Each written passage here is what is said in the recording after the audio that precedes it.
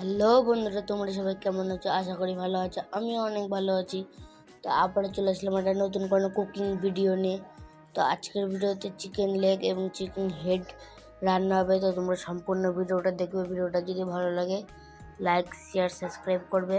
তো সর্বপ্রথমে চিকেনের পা এবং চিকেনের মাথাগুলো ভালো করে ধুয়ে নেবে। ধুয়ে নেওয়ার পরে তো লঙ্কার গুঁড়ো, হলুদ, লবণ এবং অল্প তেল দিয়ে ভালো করে ওটাকে মাখিয়ে নেবে।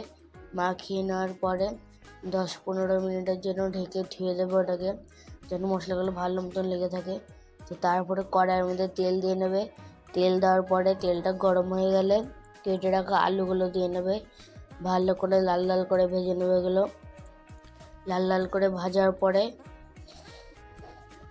ভালো করে নাড়িয়ে নেবে এটাকে।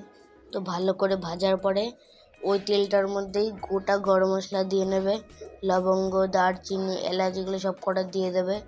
দিয়ে নেওয়ার পরে কেটে রাখা পেঁয়াজগুলোও দিয়ে নেবে সব। তারপরে পেঁয়াজটা ভালো করে লাল লাল করে ভেজে নেবে।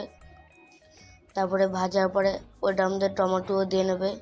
দেওয়ার পরে ভালো করে নাড়িয়ে নেবে।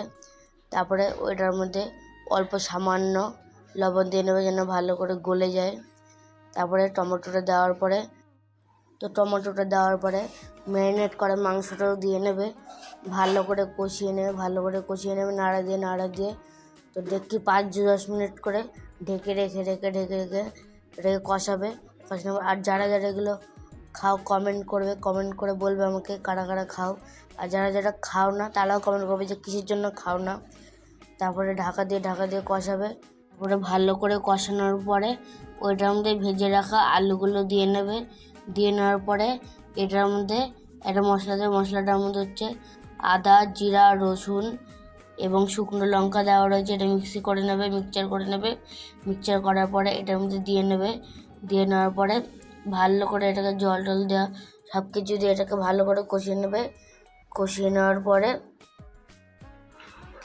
তো মশলাটা দেওয়ার পরে ভালো করে ঢাকনা দিয়ে ভালো করে 10-15 মিনিটের জন্য বারবার ঢাকনা দিয়ে কষাবে।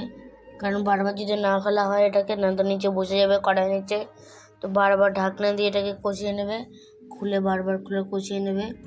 তো তরকারিটা কষানোর পরে ওইটার মধ্যে পরিমাণ মতন জল দিয়ে নেবে। জল দেওয়ার পরে এটাকে ভালো করে নাড়িয়ে নেবে।